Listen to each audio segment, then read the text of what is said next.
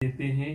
काम अर्थात कामनाओं उन्हीं की, मोह उन्हीं से, लोभ उन्हीं के रूप दर्शन और प्राप्ति का, अहंकार भी उन्हीं का। मैं उनकी हूं, मेरा हित ही होना है। पर प्रश्न यह है कि क्रोध कैसे उनको समर्पित करूं। गुस्सा उन्हीं से तो आएगी। जैसे बच्चा माँ से नहीं भिड़ जाता, माँ की नहीं बाल नोचता है, माँ की नहीं नोचता बाल, ज्यादा होता तो माँ के ही थप्पड़ मारता है, और जब माँ उसे पीटती तो माँ के ही लिपटता है। बहुत सुंदर उदाहरण है।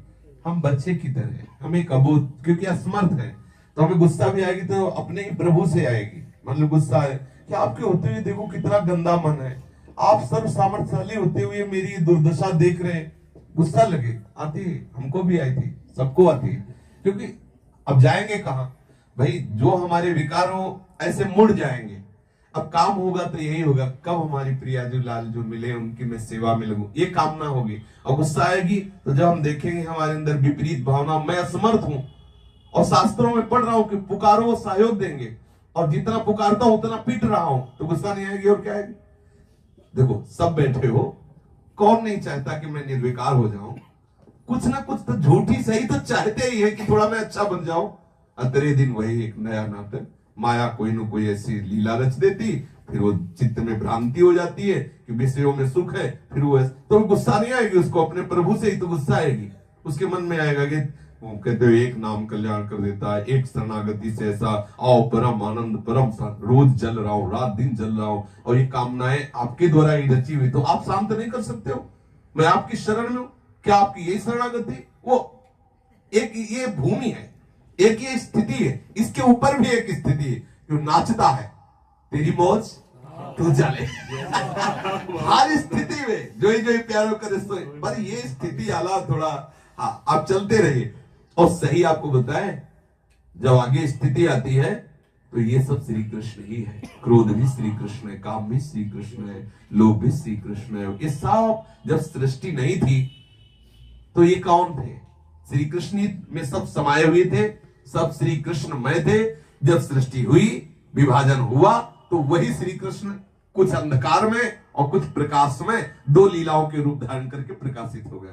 भैया समझो, ये अंधकार में लीला भी उसी से है, दूसरा कोई नहीं है। जिस दिन ये समझ जाओगे तो अंधकार खत्म हो जाएगा और प्रकाश ही प्रकाश है। हम अच्छे से जानते हैं कि ऐ नाटकाचार्य, तेरा ही ये नाटक रूप है। चाहे तू रुद्र रूप दिखा, चाहे तू कल्याण में रूप दिखा, चाहे तू आकर्षण में रूप दिखा, तेरा ही है। इसके से सच्ची मानिए वही वही, दूसरा है नहीं। और जिसने ऐसा अंदर से अनुभव कर लिया, सा पंडिता, वो सब आत्मा सुदुर्लभा, ऐसे स्वयं कह रहे हैं। ये है खेल जान लेने का बात।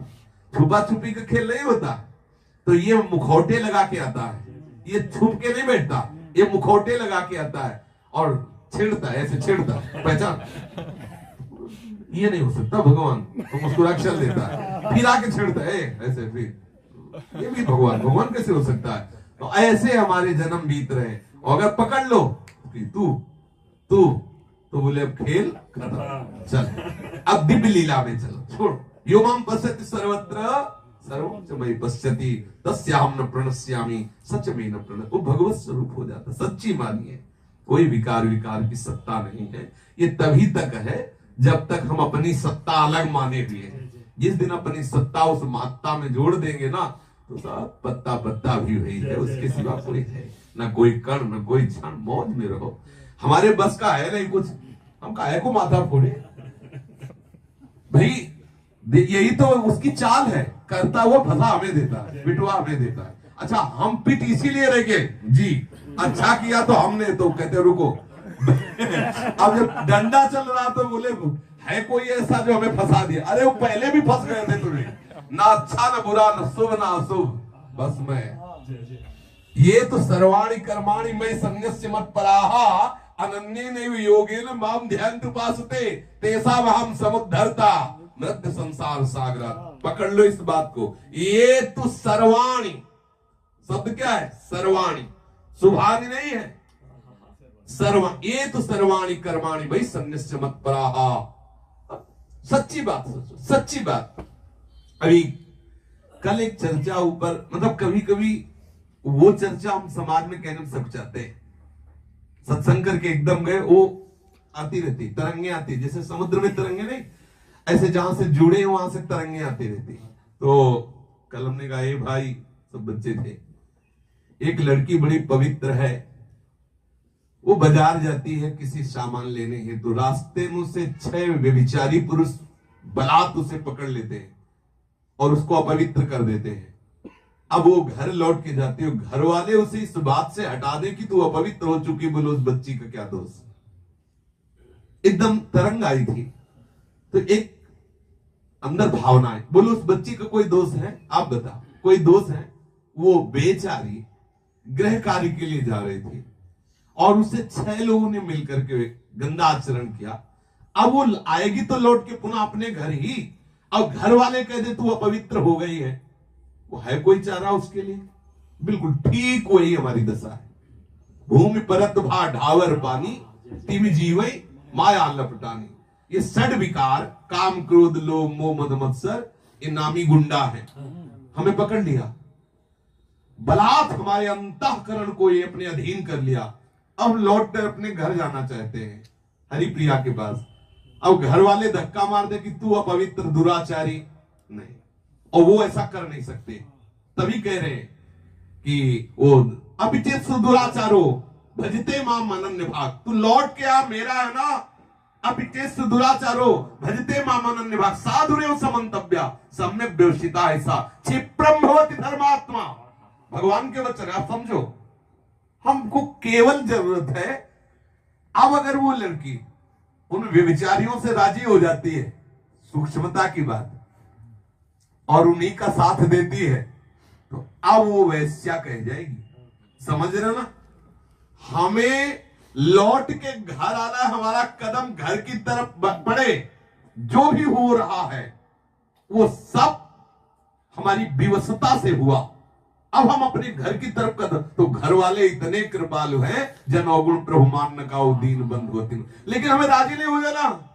समझ रहे ना? अगर वो राजी हो जाते हैं उस घटना में, तो फिर वो मतलब दूसरी बात हो जाएगी।